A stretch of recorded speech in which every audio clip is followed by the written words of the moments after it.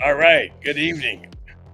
I know we've been all waiting for this moment, but we can vent ourselves a little bit. And tonight will be one of those shows, no doubt.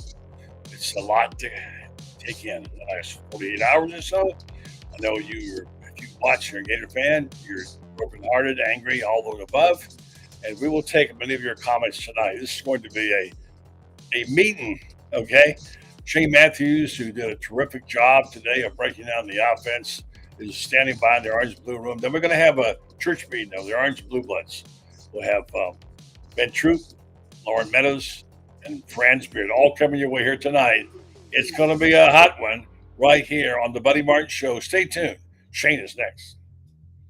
Yes, it's time again for Buddy Martin. Call him up and tell him what you're thinking. But be kind because he's doing the best he can. Better, stronger, faster.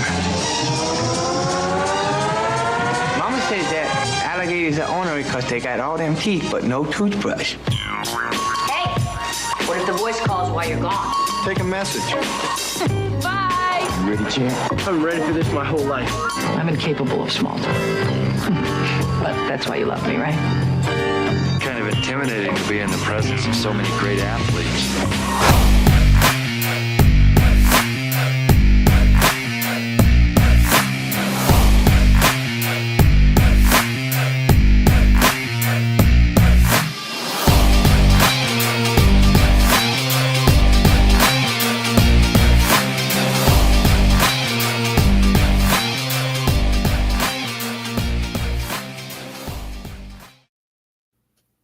Evening. Let's not waste a second. Get right to it. And by the way, we all fearful this might happen, and it did.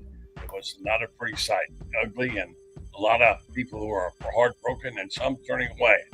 But there are more football games to be played, and I thought Shane Matthews did a terrific job today on Pot Up with Matthews or breaking down the offense. There are many things wrong with his football team.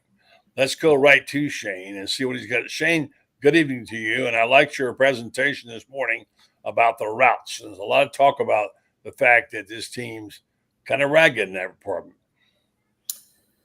Well, I usually don't do that, but I felt like I needed to. It was hard. I wasn't in control of rewinding, and our producer Zach did a good job with it. But all right, he's okay with it, yeah. He was elsewhere, so it wasn't like I had the clicker. But I'm going to do some good stuff that the offense did tomorrow, a couple plays. Okay. And this wasn't directed towards anyone. I wanted people to understand that, whether a quarterback makes a bad throw or quarterback gets sacked, is it always the O-line's fault? Is it the receiver's fault? Who the quarterback? To be a good passing team, everybody has to be in sync. And, I talked about two deep post routes, which were really good calls at that part of the game. And I don't know how we teach it. I just was trying to let people know how I've always been taught and how I taught it to kids, because it gives you a landmark to get to. And when you know where you're supposed to throw it and where you're supposed to get to it as a receiver, you're more effective. It's like, you got a higher percentage of hitting it. So I'm glad people enjoyed it. Like I said, I was very disappointed at the way we played in general. And this is not directed just at the offense. I thought our defense was not very good at all. The one bright side was our special teams was outstanding, I thought. Still a long season, but man, it's tough to see what happened the other day, and hopefully the Gators can turn it around. Yeah, we're going to maximize every minute of your time tonight because I know you're busy, and I'm going to get you out here at a decent hour. But I want to hit on a couple of points. We have to start with, where do we stand on the scale of Fire Billy tonight, Fire Billy after the season, give him a shot to finish up the year and see, and then fire him, or give him another chance. Now, it's hard in this environment to justify anything because we got conned, as my friend told me. We got conned in thinking. We don't get to hear much information or see much. What we believed to be true wasn't. If you go down the list, Shane, with me, the defense is going to be better, right? The running games improve. Mertz is playing great. Special teams are great. All the checklists of things they told us were much stronger. They weren't stronger. I mean, Miami was the most embarrassing part of the whole thing was that Miami outmuscled them, pushed them all over the field, and they were lucky to bring the ball carriers down. So without being an alarmist and saying, let's go after one game, let's fire everybody, where do we stand now, Shane, and what has to be done? I don't know. I just think the results, we had to have better results. Whether people felt like they drank the Kool-Aid or however you want to phrase it. I mean, I thought we looked better in the few practices I went to than we did last year. I thought the additions were going to help. But, buddy, I mean, we got to be honest here. I think every team in America drinks their Kool-Aid, whatever fan base they are. You know what I mean? You've never had a coach come out of training camp going, we're not very good, we're slow, we're fat, we're weak. I really thought, and again, buddy, Miami could end up being a national title contender for all we know. They could be that good. I don't know if they are or not, and maybe we're not as bad. But it was not a good performance anywhere, and it was hard to swallow. This just in, by the way. I'm sure you didn't think I was going to read it on the air. It says, buddy, Florida sucks. Worst team I've ever seen. He says, hold on. It's important I get this. Hold on. The worst thing I've seen. How about LSU and USC? I will say both defensively played. Quarterbacks look good, USC definitely. He said, so Terry Bradshaw, whose birthday it is today. Terry. So, yeah. So you're right, Terry. Florida sucks. We just have to take that, Shane. Florida sucks right now. And I understand losing a game. I get you're going to lose some games. I know Miami was one that maybe we could go either way. The biggest disappointment is they didn't compete very well. And they are not on the same level as these teams. And we drank the Kool-Aid. By the way, one of your closest associates that you know quite well called me after the game in the press box and said, what in the world happened? I thought they'd win. I picked them to win. So did everybody else. I picked them to win. We all drank the Kool-Aid. So we can put that on ourselves. But it's like this example. I was at a party last night at Jeffrey Mellon's house. A lot of big Gator fans there. We talked to what went wrong, whatever. The disappointment of not getting what you thought you were buying, so to speak. It's like if I brought my car to you, and so I got a Mercedes, and it's got 10,000 miles, and I'd like to sell it to you for $80,000. And you look at it and say, yeah, but it's got a couple of bald tires on it. I'll say, well, I'll fix those tires, and I'll bring them back to you, and then we'll talk about it. And then 6 months later, I drive back and say, check my car out now. I'm going to give you $2,000 off. Come out and see my Mercedes. You come out and see it, and the same two tires have no tread on them. Nothing changed, Shane. Nothing has changed. No, and like I said, I was a proponent. I mean, I said the offense wasn't the problem last year, which I don't. Again, I always stated that we're not great offensively, but we're good enough to win games. But what we did Saturday is not going to win any games on offense and defense either. Like I said, it was just disappointing. I mean, I don't know how else to put it. It's probably I became a Gator in 1988, and it's probably the worst thing I've seen on the football field since then. Wow. Well, because even back before Coach Spurrier got here, my first 2 years, we were not very good on offense, obviously, but we were damn good on defense. And that's what's amazing to me is I can't ever remember Florida not having dudes on the defense side of the ball that get after the quarterback and cause havoc, except for the last 3 to 4 or 5 years. We've just been really bad on that side of the ball. Yeah, it's just not good. And you made a great point in this, and I want to get to it. And I want people to say, oh, stop living in the past. I understand. Okay, I get it. But you made a very good point that your offense that you ran, it wasn't just the dips you do and all the trick plays. It was the fundamentals. And Kirby Bell told me the same thing. You mentioned receivers had to be on those landmarks. You had to start. If you were supposed to go 7 steps, you went 7 steps. And Spurrier was fanatical about that. And all of his teams. And then I even talked to Coach Spurrier, and he brought up the fact that why don't they take their steps and throw? Why do they go take their steps and stop and then try to read the field? They're not getting the ball out on time. Do you buy that? And so is that not true about Spurrier? Fundamentally, he was a Nazi. Well, yeah. I mean, we worked hours on the passing game. In practices now they have so many different periods and going to this station, going to there, go to this drill. We didn't do that. And like I said, it's like this everywhere. It's not just the Gators. It's our philosophy. It's my philosophy. All I care about the quarterback doing is throwing on air, throwing one-on-ones, and throwing 7-on-7. That's all I care about. And it's crucial for landmarks, timing, spacing, all of that the receivers are doing it as well. And one of the plays that I drew diagram today was they came with the blitz. We didn't have enough to block, so Graham tried to throw his hot route to the back out of the backfield. But the way we had it running, you can't complete that. When you're hot, you have to look immediately in the flat. You cannot get up the field. And again, I don't know if that they're doing what they're coached to do or if they're doing something that they're coached not. I mean, I don't know. I just like to talk football when it comes to X's and O's. Yeah. I don't know what their philosophies are. Let's don't dance around it, Shane. Let's don't dance around it. The offensive coordinator is Billy Napier.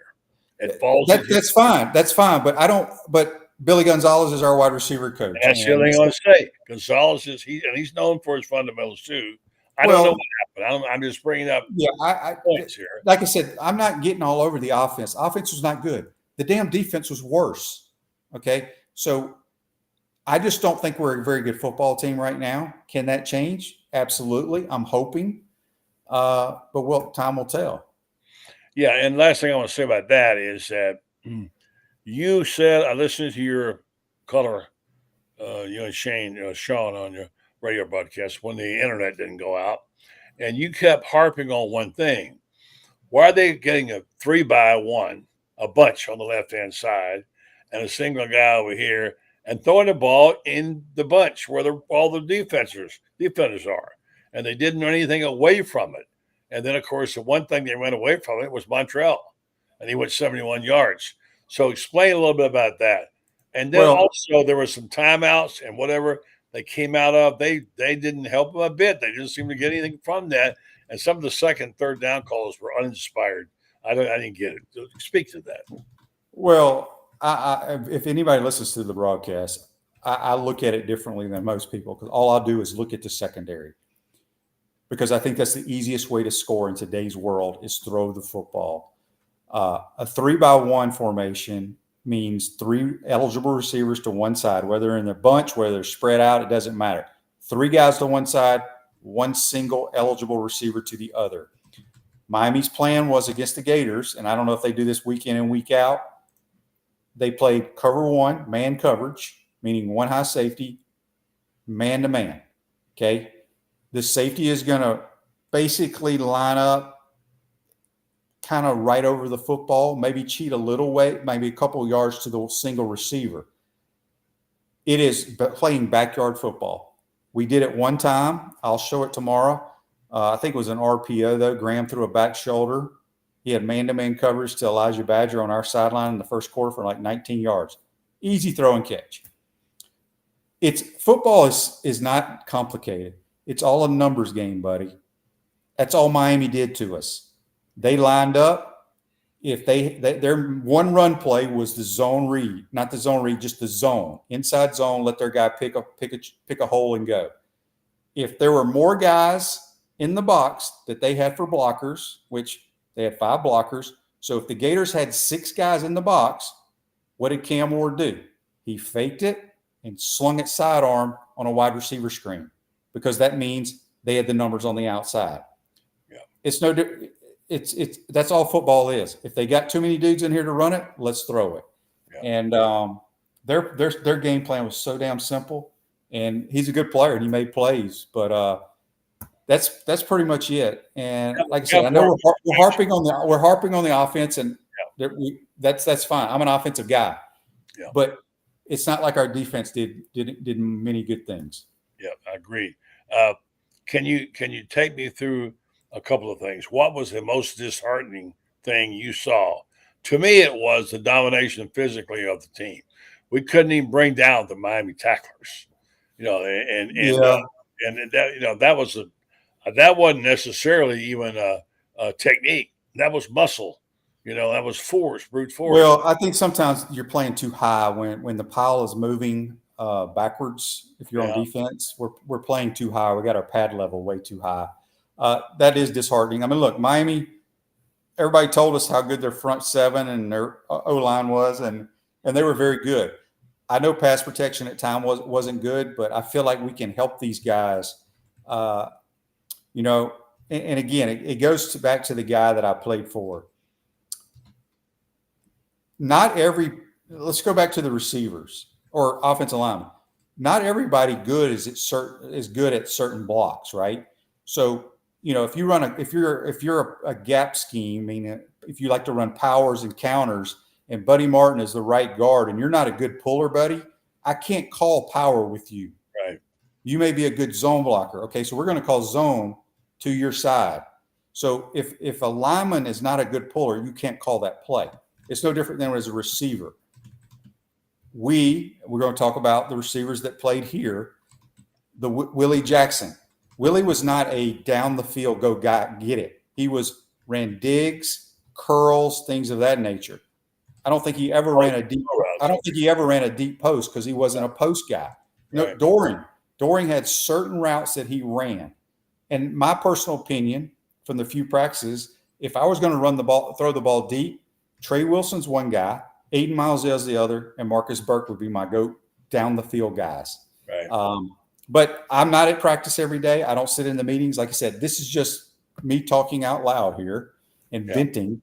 And certain running backs do certain things well. Right. And that's just how it is. Not everybody does everything well. All right. So let's address in the final minutes a couple of things. We know that a lot of people want to see Billy get fired, etc. That'll be played out however it's played out.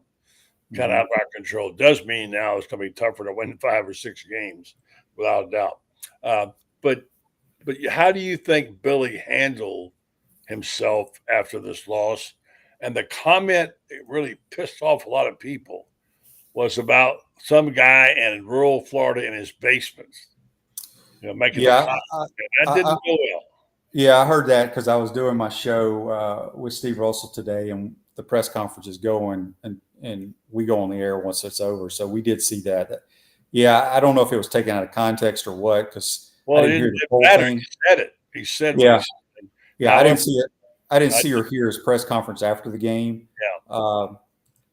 Look, Billy's under a lot of pressure. We all know that. He wants to win. Things ain't going real well. I don't know what's going to happen. All I know is we got to go beat Samford and then try to find a way to beat A&M. Well, better light a couple of candles. It could be a long air, Shane. We'll see what happens. But in your show tomorrow, will you talk about DJ Lagway? Because I saw a little something in him. I always have. I know he's green and raw, but I like his running ability. Well, I mean, he's a runner. He could change that offense quite a bit, and he's good enough thrower. He made some mistakes throwing the ball. I think I wasn't going to be one of these guys that said bring on DJ Lagway, but if they have to go to him, they got a player. Yeah, I think DJ's got a bright side. I mean, he, what was interesting when he got in there, they threw two routes that I was begging for in the first quarter. Just you played man coverage, just throw slant routes. There's not a better play against man coverage than a slant, and he completed them both. Those are easy throws. Get them out of your hand. He made good, accurate throws on those. But look, DJ probably is going to be the starter. I highly doubt Graham's going to be able to play with being in concussion protocol. I don't know what the rules are in college, but if he was in the NFL, he'd definitely be out. Yeah, and Sanford is not your old Sanford, which surprises me under Chris Hatcher. He's a really good offensive guy, but they lost to West Georgia, and I don't know if they've been as good as they have been in the past, but be a good experience for DJ, no question. But again, there's so many more issues on this team than the quarterback position. Shane, they were not ready to play that game. I don't know if that's the case or not. Maybe we're just not very good, buddy. Any evidence that they were ready to play that game. I mean, show me something. I mean, I didn't like the game plan. I didn't like the play calling. I thought the effort might have been there, but there's same problem. I read a thing today that the guy who started, I can't gotta get the information there. Cameron Waits, is that who it was? Mm-hmm. Right. Had an 0 for a day in terms of his grade. He was that bad. Who in the world picked him to start? I don't get it. Why would you start a guy like that? I mean, yeah, I mean they played a bunch of players. They play way more players than I would like. I come from the camp of you play your best players until they need a break. I don't know why we alternate so much. Well, listen to this, Shane. According to Pro Football Focus, okay, the Florida Gators offensive tackle Cam Waits had a PFF passing blocking grade of 0.0. Yeah, I get that, and I mean he struggled, and a lot of linemen struggle. I take nothing away from Pro Football Focus, and it's just like my analysis of breaking down plays, buddy. We don't know what the responsibility or the assignments are of the players. We don't have the playbook. We don't hear the play call, and we don't know. So I don't know how they grade that. I mean, obviously, I guess a guy's sitting there and a guy gets beat. Well, that's a minus. Oh, I guess. And again, his job may not be to protect this guy. He's trying to help. I don't know. I don't get caught up in the Pro Football Focus stuff. Look, my eyes just tell me we're not very good right now. We need to find ways to get better. Yeah, yes. It's going to be a long year, Shane, I'm afraid. All right, so let's tomorrow morning you and I'll be on, I guess, if everything goes according to Hoyle. And I'm looking for anything new, something fresh, some idea, something to take me to another place, because I know Gator fans are depressed. Some of them are really depressed. I'll be sure and check the ledges tonight and all the big buildings around town, because they are very upset. So we'll dig through this together. I think this is hey, it is what it is. I mean, we all want to win. We all want to have a good program. But I got up Sunday, buddy, went and played golf, shot 74. Yeah. It is what it is. I think I'd like to have the Shane Matthews attitude about football. Well, here's the thing, buddy. It's just I like to tell people on my show, I tell my buddies, look, I love the Florida Gators. I love football. It's very close to my heart. I'm passionate about it. There ain't a damn thing I can do about it. It's just like with politics and the election. Can't do a damn thing about it but go vote. Right? But you're right. But this is the other thing. I was at a party last night for Jeffrey Melton. Happy birthday.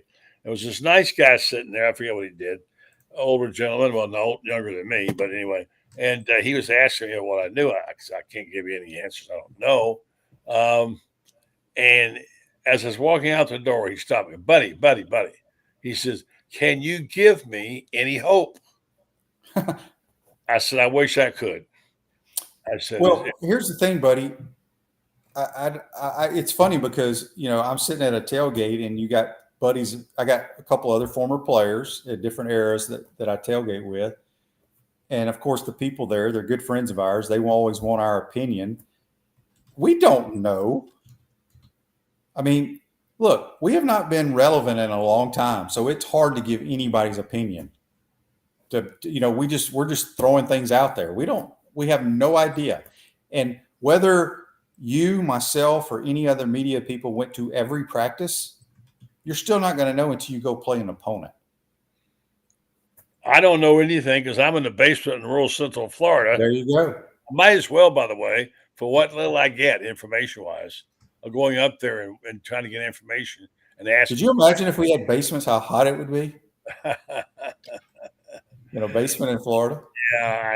Yeah. In rural Central Florida, no less. There are a few. Real hot. Yeah. Shane, great job. We have a record audience tonight. Approaching the record. Three times. Well, biggest I've seen. Thanks to you. Well, that's the only good thing that comes out of losing football games. Mm-hmm. Is sports talk radio will never die. Will never die. Talk to you in the morning, Shaner. Thank you, buddy. All right, guys. Take care. See you, Shane. We had a good show on this morning. We do have about folks don't know we're streamed live to about 5 or 6 different platforms at the same time. We are currently at 630 live viewers. So thanks for tuning in. Ben Troops in the orange and blue room here for any second. Buddy, do you want to listen to this Billy soundbite first? Give us a little Billy and I'll do the read and we'll bring Ben in. Okay, here we go. That's Billy Napier's from today's press conference. You said a loss early can be a blessing if you don't waste it. What gives you confidence that this program can not waste this one? I just think we've got the group of players that we have. I think observing them, we had almost the entire team came to the building yesterday when they were off, right? So I think that's a good example of, the type of group that we have here. So, look, they're embarrassed. That's reality, right? So, I said it post game. I think they know they're capable of better. And look, got every opportunity. There's a lot of football left here, and I think that's what we got to do. We got to focus on the next opportunity. Did the result cause you to kind of look at any of the specific game prep process? Are there changes that you think you need to make immediately? What were your thoughts on just how the week leading up went and the processes within that?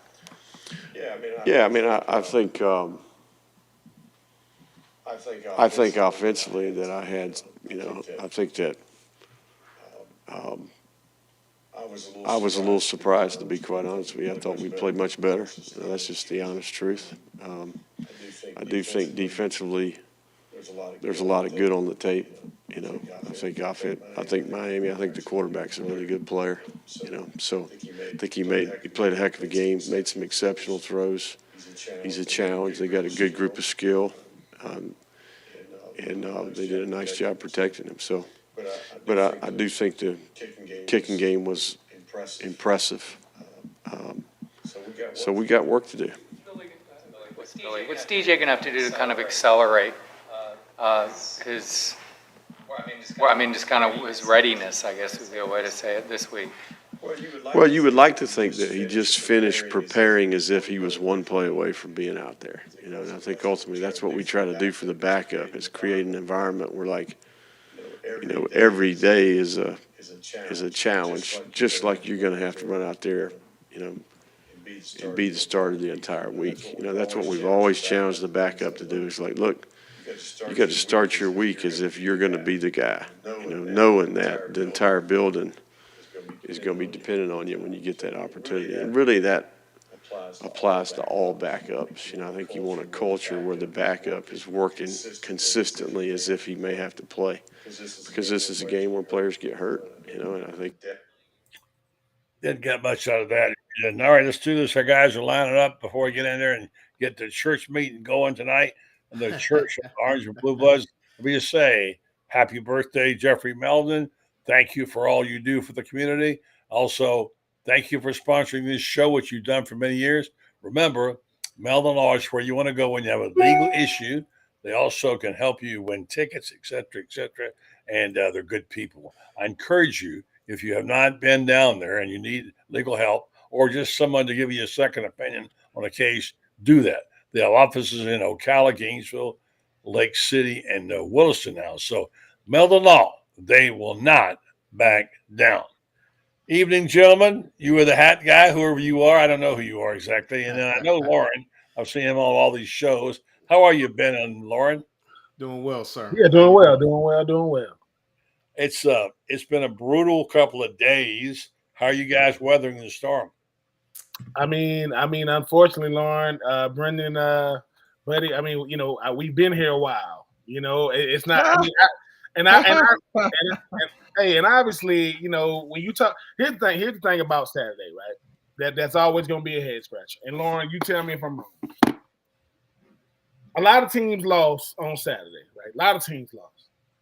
Florida found a way to stand out in the loss, and that's the part that bothers me the most. Look, listen, I can deal with a loss. Cam Ward is an incredible football player, right? He is. The manner in which Florida lost, that's what I said. It's just hard to watch. It just is. And I'm not going to go crazy. I get it. Game one, I get it. But it's how we manage to stand out in the loss. With all these games going on, right? People are like, man, what's going on at Florida? What's going on? I will say this. I'm just going to talk about the effort because we lost in every major category. Yards per attempt, time of possession, third down, all that.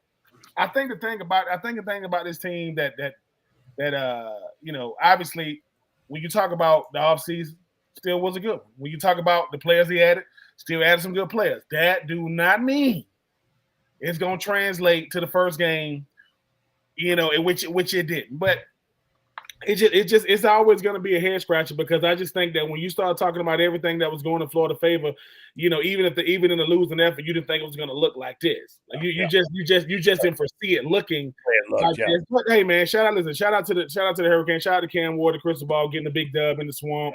I just think that for people who saying everything they're saying about Billy Napier and his lack of emotion and all these different things, let me tell you something. I don't know what you expect him to say when he come on that podium. I don't know how much energy you expect him. Because here's the thing. If he would have went up there and he would have been super duper energetic, they would have said, what the hell is so energetic for?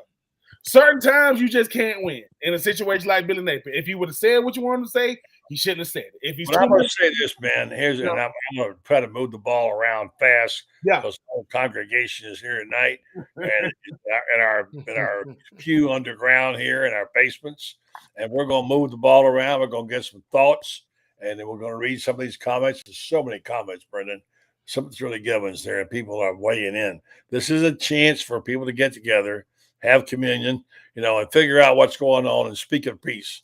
And I'm going to get out of the way and let people talk. But I wanted to start off by saying good evening to friends. And let me just say this. Give me 30 seconds now on this.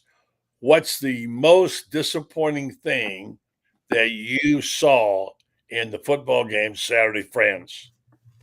The play on both sides of the line of scrimmage. I thought the Gators would be more physical than that. They couldn't block anybody, and they couldn't overpower anybody on the other side that was trying to block them. Agree. That's 30 seconds, Ben. Effort. I think sometimes when you talk about a game like Saturday, I mean, everybody was talking about, how the game was going to go. I know everybody keep looking at the interception where Big George wasn't hustling and things of that nature. Effort's going to win you more plays than the talent of play calling ever will. So for me, it was just hard to watch that effort from quarter one to quarter four. All right, Lauren. Defense as a whole, and then the offensive scheme. Just with an experienced quarterback, I thought they should have been running a lot more different concepts, and it just wasn't much that moved the needle. And then I agree with Shane a little earlier, just the spacing, the execution with some of the routes. Guys needed to be settling in zones, and they weren't. So altogether, just a team loss. Yeah, Lauren, the thing about it is you were a wide receiver. We thought that the receivers are in good hands with Billy Gonzalez. Mm-hmm. Still think they are, but something was lost. And look, I'll give this to you, each of you for a 30-second response. And Brendan, if you want to jump in, fine. But let's go back around the horn with Lauren and about who's the offensive coordinator and how was his play calling on Saturday? Well, the play caller is Billy Napier, and everybody knows that. So I didn't think the play calling was great. It lacked. What was wrong with it? Well, let me rephrase that. The schematics and the concept lacked what I would consider football imagination. It was there were things that were given to us that could have been, either hit on the fly or drawn up and should already be in the package that, like Shane said, weren't called, or they're not teaching the concept the right way. Like the interception Graham Mertz threw, the receiver should have been settling in the hole and working back towards the middle of the field against that safety, because the ball was going to be coming in hot, and that's how you protect yourself. Graham Mertz throwing through the safety should have been settling. There you go. That's 30 seconds on the Ben. There was some uninspired play calling, particularly second and third down. Some people think, well, Billy was a rally killer. You get a big play, and all of a sudden you get a play there. What was that for? What's your thought about that? And respond to what we just talked about. I mean, it's a lack of creativity, like Lauren just said. I mean, a lot about football is anticipation. I mean, when you talk about, a first down should lead to what you're gonna call on second down, and sometimes when it comes down to play calling, I mean, the goal of an offense is to put pressure on the defense, not to be predictable.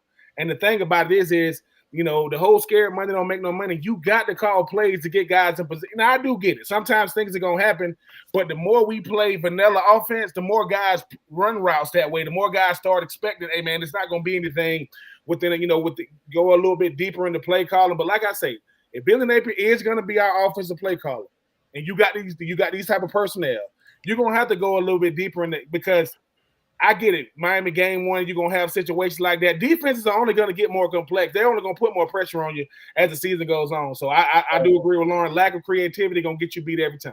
All right. Thank you. France. There wasn't a whole lot of rhythm to it. And it seemed like I don't know if the plays were scripted or not, but there just wasn't a good feel to how the plays were being called in. What was your take on all that? What do you think that was? I think they got away from what they saw was going to work on the first play of the game. Those quick little passes like that, that's how you negate a team that's got a great pass rush, is you get the ball to people who can make yards after the catch. A 3-yard pass, a little 3-yard dump pass that the guy makes another 5 yards on, that's as good as any running play there is. And they got away from that early on, and I was very disappointed that it seemed that, as Lauren said, the offense was helter-skelter. It was all over the place. But I didn't see a concerted game plan that says we're going to attack here and we're going to be relentless in our attack. Yeah. All right. Tony Parmenter makes a good point. We all said the so-called 12th man of the Gators was the swamp. It didn't bother Miami one bit.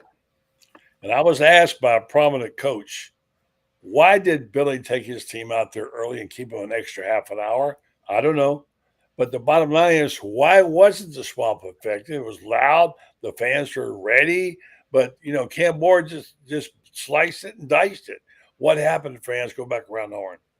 Well, as Cam Ward said, if you're yelling once I get to the line of scrimmage, I already got the play called and I know what I'm going to do. When you need to be yelling is when I got the helmet communication on and I'm in the huddle. Yeah. All right. So it's like our friend, who's the last guy? I can't read. He's right. A coach told me this, and I want you guys all comment. France, you take it and pass it around. That is that Florida is not running any rhythm in their passing game. They're not going 1, 2, 3, 1 steps and throw. They don't seem to have timing patterns. They're not throwing they're doing their steps, then they're stopping, they're doing the reads. And they said, you don't have time for all that. You got to get the ball out. Your thoughts, friends? They definitely have to get the ball out and get it out in a hurry. They've got the speed that if they get the ball out in a hurry, they've got people who can outrun somebody. But, Ben. You can't take too much time. Ben? I mean, Graham Mertz got to have time in the pocket to get the ball out. I mean, you talk about the quick passing game. You do that to be able to slow up the pass rush. But the whole thing about Graham Mertz, no matter what, is when them footsteps start getting to you a lot, I mean, that quarterback clock is going off a little early in your heads. But I do think they're going to have to keep him upright. I said that if he's on his back, that's not his fault. A lot better player than we thought. And Lauren, what about those quicker passes? And why do you think they didn't do it? I don't know why they haven't done it. They did it against South Carolina for the game winner to Ricky Pearsall a year ago. That was a rhythm pass, worked the safety, and then came back to it. As far as the crowd, fans don't block or tackle, so that's why the swamp wasn't effective. And like I said, I mean, they've got to get a lot more precise and disciplined to have some type of rhythm. And like you said, they're coached by the best.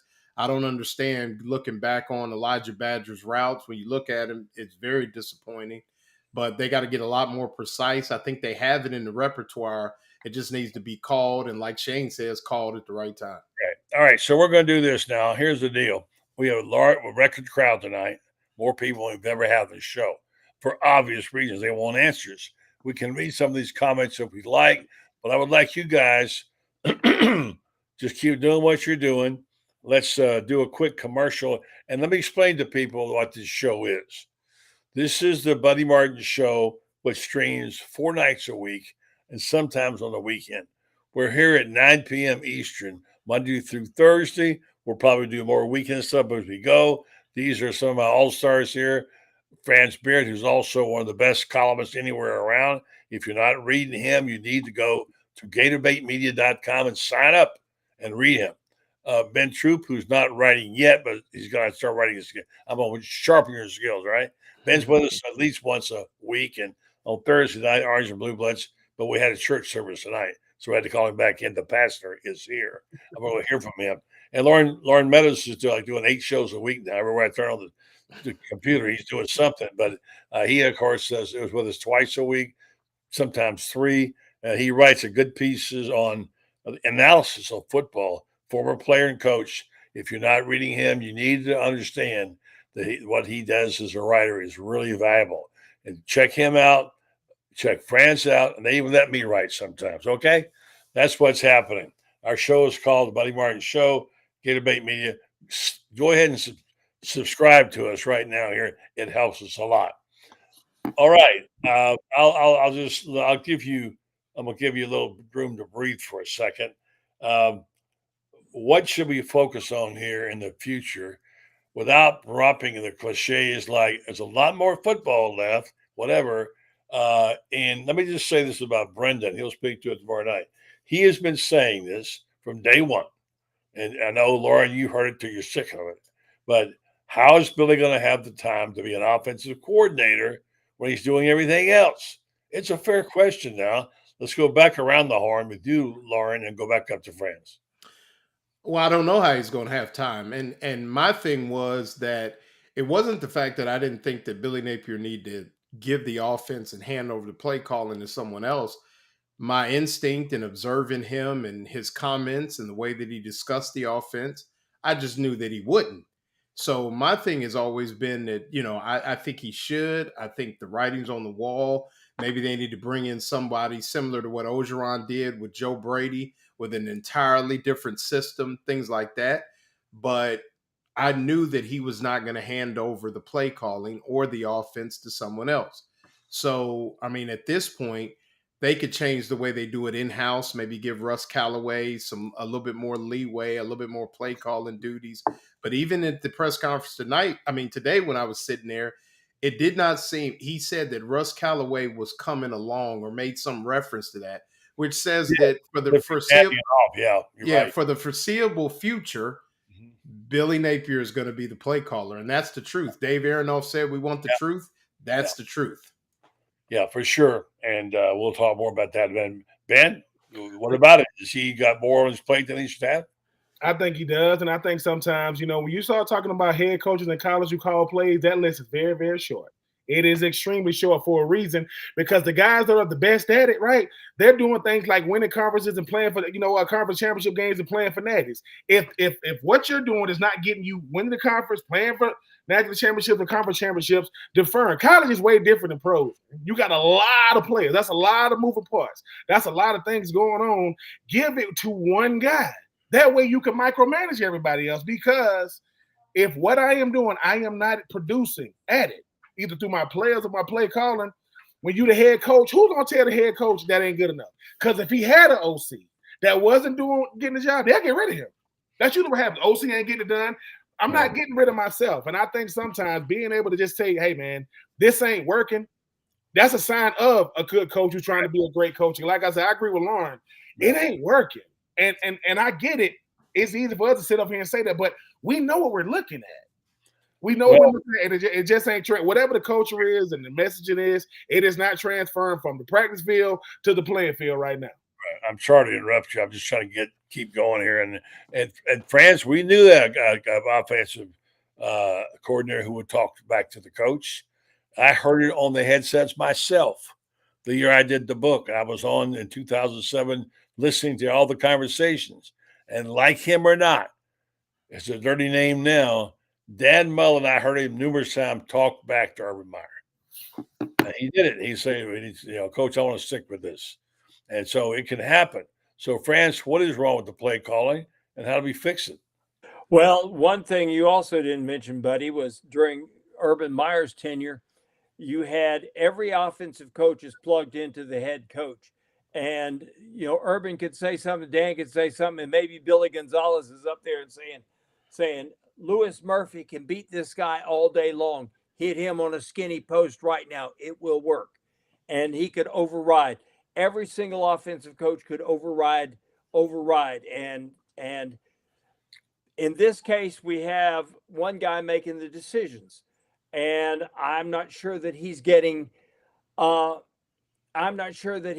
an objective decision on this. He's kind of like, I think he has it set in his mind what he's going to call, and he gets a suggestion and maybe it bounces right off his ears. I'm not sure of that, but I don't see a lot of flexibility in there. Maybe you guys do. I don't. Okay, I'm going to give you a couple of questions to consider now and take two and get to right. Let's be clear, France, you're not in the basement, are you? No, I'm not. Okay, good. That's good to go. All right, Would you like me to be? I could get. The whole church pew is down in the basement. So ours little church pew is down. We're in the basement right now, and we're having our little church meeting right now. We're talking about what has to be. So we're going to talk frankly about it and saying the things that we wouldn't normally say and what the fans are talking about. All right, you got to go hire a coach today, France. Who do you get? Well, if I had to hire a coach today and anybody and everybody is available, I'm in Oxford, Mississippi, and I'm saying, Lane, come on down. All right. That's it. Be a popular choice, man, with a lot of people. Yeah, I mean, he's going to be a popular choice because at the end of the day, he's doing things at Ole Miss that's never happened. Not something we've seen before. They went from 9-3 to 10-2, 11-2. He got a quarterback, he got an offense, right? And he got a defense that's gonna play complementary football. That's all college football is. Give me a quarterback that can get the offense going. Give me a running game that can be complementary to the offense, and give me a defense that's gonna get off the field on third down. Lane Kiffin got people trying to figure out where the hell is Oxford, Mississippi. You ain't gonna find it on your GPS, maybe on Google Maps. And these dudes got a shot to be one of the best teams in the SEC. Look, at the end of the day, coaching at Florida is hard.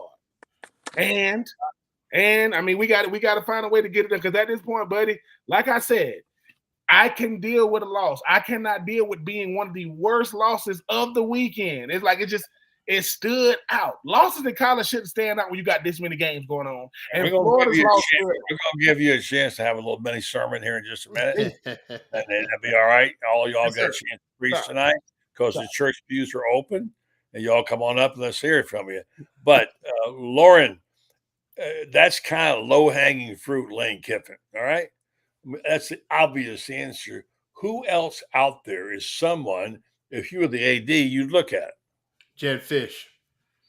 History with Florida from the glory days with Spurrier, has remarked about the passion that he has for this community, this program. The heyday, understands. I think he would be able to relate some of the people, person type of things, the intensity of what that was and what a lot of us are clamoring for. So I think Jed Fish, who is now at Washington, I think that would be outside of Lane, which is the low hanging fruit. I'm gonna go with Jed Fish, and quarterback play seems to be dialed into that as well. So I would go Jed Fish. All right. In a second, we're going to let you talk freely among yourselves. I just want to come back through one more time and for a little sermonette. And let's start with Pastor Ben. You want to say something, get it off your chest. You got a minute and a half and lay the sermon to us. This is the Orange and Blue Blood Church meeting. Go, Ben.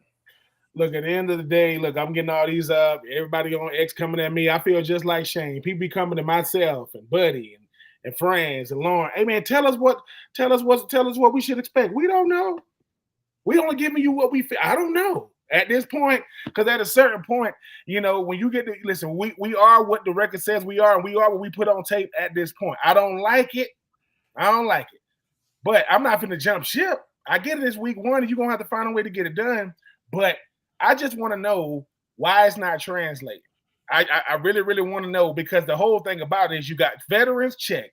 Good quarterback, check. Transfer portal, check. Recruiting, check. Messaging, check. Play, no. It's not hitting.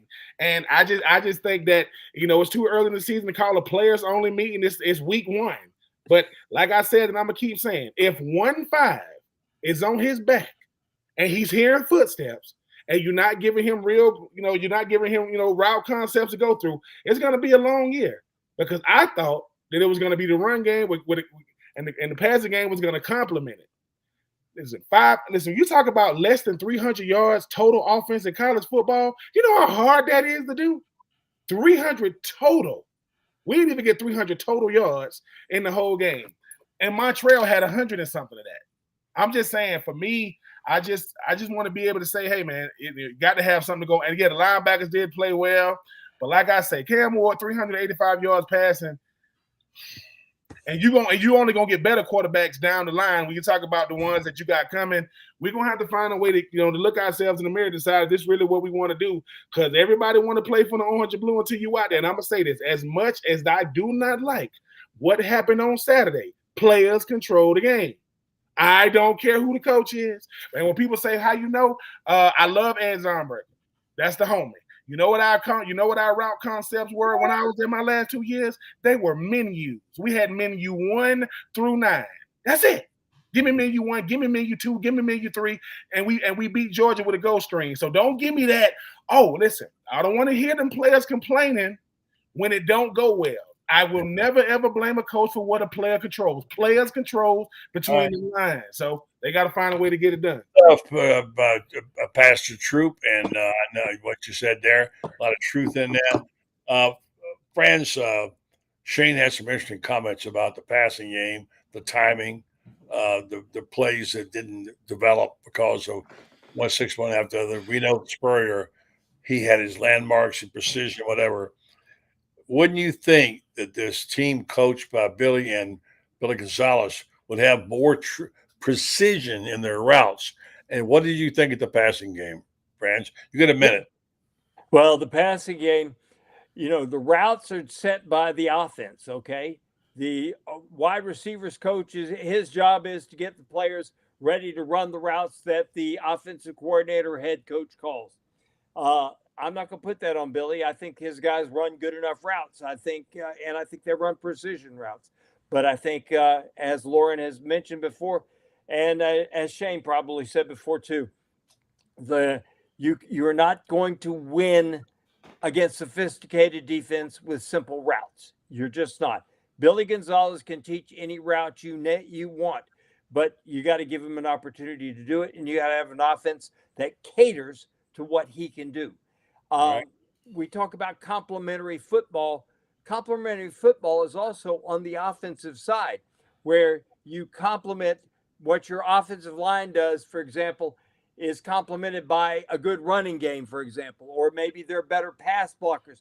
So you complement by catering to that area.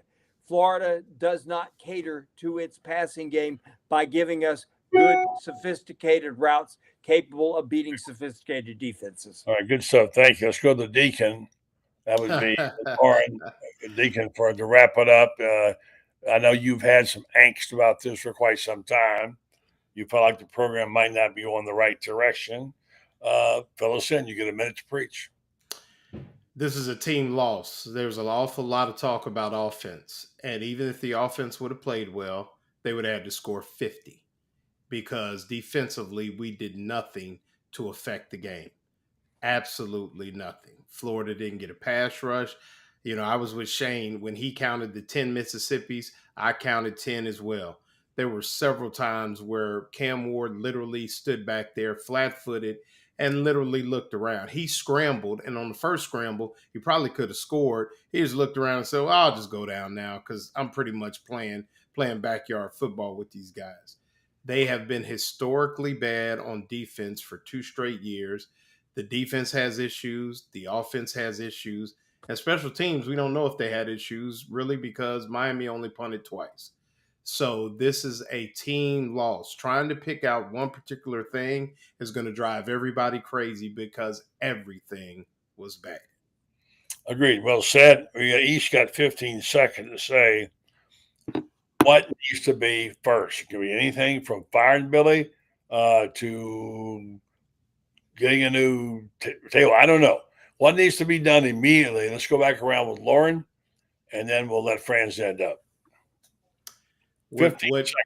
What needs to be done? You want to fire Billy? What do you want to do? No, you just got to play more physical football. You got to find a way to get more physicality out of the football team at every level, on the perimeter, in the trenches. Out there going to settle for that? What's that? It doesn't matter. It's football. It's football. That's football. That's football. But that's football. You got to get more physical. If you got to hit in practice, if you got to do what's that? They said they were more physical. Well, you got to keep playing. I mean, it's going to come down to that, buddy. They've got to be a more physical football team. That's just the way it is at every level. They got to be more physical. I mean, that's right. Huh? Yeah. Yeah, they got to bend. They got to do what they say they're going to do. Yeah, and they gotta want to do it. I mean, the whole thing about it is all these different things we be saying, like they be doing, guys mic'd up with different things. You gotta want to do it. Football is a want-to sport. You can get out of here with that talent. It's for players who really, really want to do it. Because on Saturday, you can't hide. You cannot hide on Saturday. Because the thing is this: don't talk trash to people who can't do what you do. When they line up in front of you, you got to prove it. The NFL. College football is an update your resume every single day type sport. And like Fran just said, I don't want to hear nothing if you ain't doing it when it matters. It don't matter what I could have done. You got to do it. And I get it. It's a lot more scrutiny on them, but it's a 1-2 sport. Those who want to do it, those who want to do it, prove it. They used to tell us that. Those who want to do it will prove it on Saturday. And like I say, you're the biggest brand in the state. You're one of the most elite programs with elite seats in the state. You got to go out there and prove it. Because like I say, no one's going to feel sorry for you. And I don't care if you got a 20 next to your name or an 18, 19 next to it. If you step out there, you one of them ones, and you got to prove it. Franz, take us home. We'll end with the prayer meeting and get out of here. The game, Vince Lombardi won all those championships and is considered the greatest professional football coach of all time. He had a playbook that was 30 plays, and he said, "Let everybody else try to beat you with the sophistication."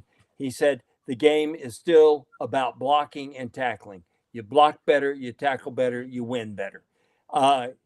It doesn't matter how many plays you've got or whatever. If you can't block, if you can't tackle, you can't win."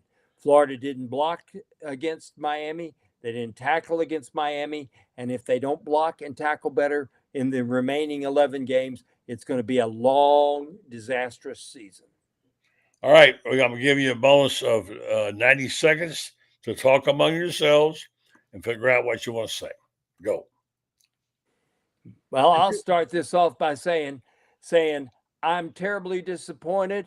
There's still 11 games to go, but there better be a sense of urgency starting this coming week when we see them against Samford.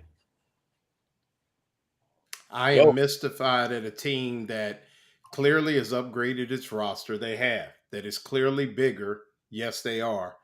That they continue to, it seems like this is a football team that has not figured out how to operate Monday through Thursday when the game plan is being instituted, created, and put in place. It has to be that. And within the walls of the Hefner Center, there is something going on. You have a head coach that never mentions the word physicality. It amazes me. And like Fran said, it is a very simple game. And, when we talk about imagination on offense, you can run 50 different plays out of one formation, but you got to figure out when to call it and things like that. So, I would love to be a fly on the wall in both staff meetings, but it just isn't getting done. And I think they have a practice problem.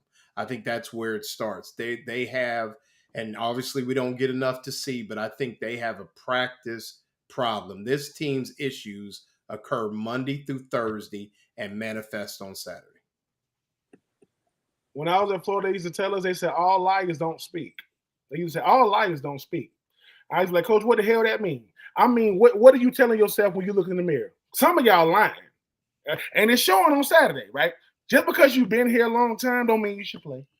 Just because you got a lot of experience don't mean you should play. Don't mean just because you got junior and senior next to your name don't mean you should play. You got to start telling the truth, because you know what the truth is? Saturday afternoon. That's the truth. All that other stuff is great.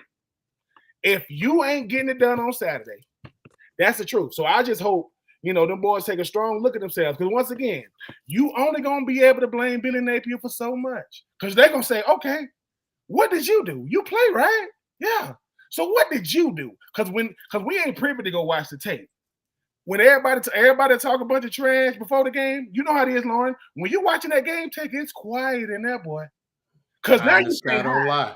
They should have let the whole team watch the game tape as a team. Don't break it up offense, defense.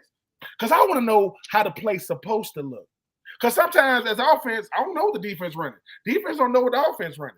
Let us watch the tape as a whole. So coach can say, you see this right here? You see this right? And you're going to get tired of it. See this right here? See this right? Don't get up and go to the bathroom. Look at it. Because you are what the tape says you are.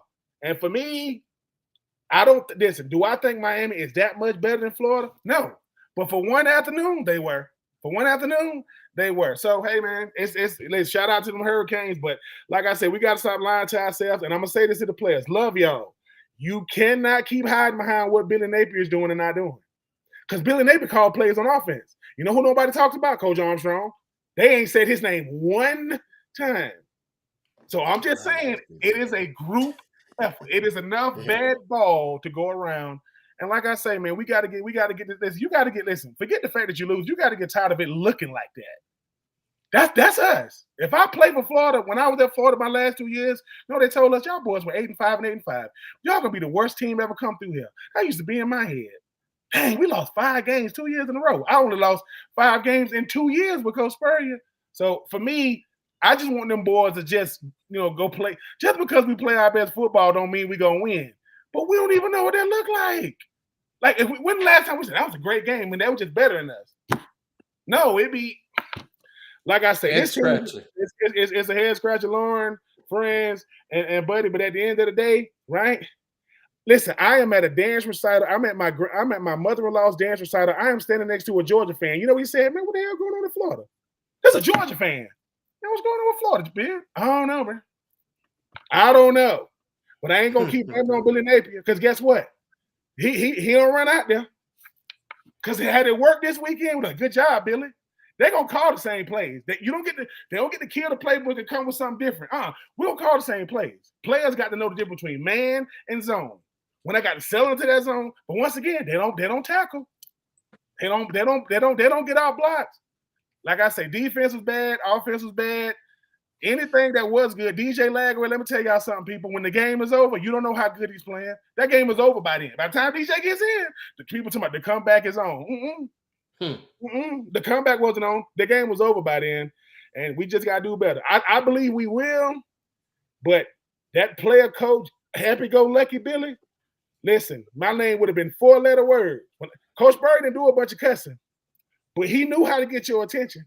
I'm telling you, he knew how to get it. So we'll see what happens, man, because one thing about it, man, ain't no weeks off here no time soon. They better get right.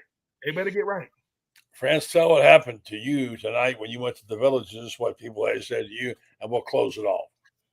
I had a speaking engagement at the Villages, and I got to tell you, folks, 20 people at least come up to me. Out of those 20, only one of them had something positive to say about the Florida Gators. It's and I would say since Saturday afternoon, counting the texts, the calls, and the emails and the face-to-face, probably 2 positives, 98 negatives. And that's, I never thought I would see the day. There was more positive stuff when Will Muschamp lost to Georgia Southern than there is this, because at least when Will Muschamp lost to Georgia Southern, he had the excuse that he was playing his fourth string quarterback because numbers 1, 2, and 3 were injured. All right, guys, great job tonight. It's going to be interesting these next few weeks as we continue this. We will continue to have sermons by these three gentlemen on the Church of the Orange and Blue Bloods and the Underground Pew here in rural Florida. All right. And thank you very much, friends. Ben, Lauren, great job. We'll talk to you tomorrow night. All right. Thanks, guys. All right, folks, we'll wrap this up and say thank you to our sponsors, particularly tonight, Renstar Medical Research. They've been with me so long. They are awesome in terms of their responsibilities and commitment to the community of Ocala and the things that they do. And they also are taking care of us and our health. They want you to understand the concept of clinical trials, why they're so important. They have these clinical trials, and by the way, there's always something going on.